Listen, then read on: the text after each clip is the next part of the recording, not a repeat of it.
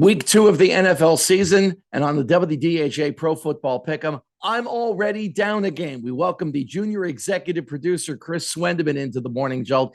Swendeman, the one thing I noticed overall from week 1 of the NFL season, there are a lot of bad quarterbacks in this league.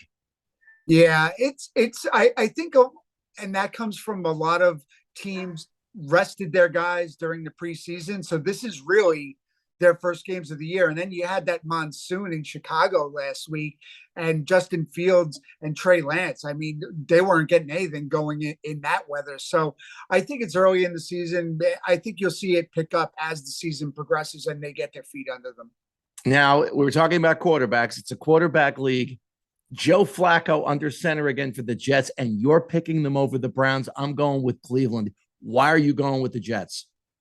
I like what I saw from the Jets, even though it wasn't really close. The Ravens, I mean, are a really complete team, and that's hard to go up against in your first week. But I think the Jets have something to prove. I think Robert Saleh is going to have them ready to go. And I'm not impressed by Cleveland. I mean, you know, the quarterbacking we just talked about. Bad. At best. Yeah, bad.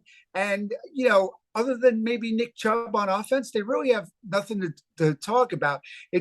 It's basically, this is going to be a defensive battle, I think. And I think the Jets will find a way to pull it out. We are both picking the Giants over Carolina, although I'm doing it reluctantly, to be honest with you, Chris. I'm a little worried about Daniel Jones. I'm really basically only picking them because they're home. I think they got lucky last weekend.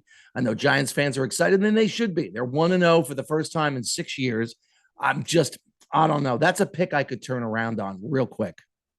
I could see why you'd say that. I mean, they do have that guy, Christian McCaffrey, after all, who could take over a game very easily. And I think Baker is a lot better at under center for them than people are going to give him credit for early on. But I just think that the momentum from last week and, you know, Dable going for that on the 2-point conversion really energized that team. And Saquon Barkley hasn't looked this good. Watching that first game, he's looked as good as his rookie year.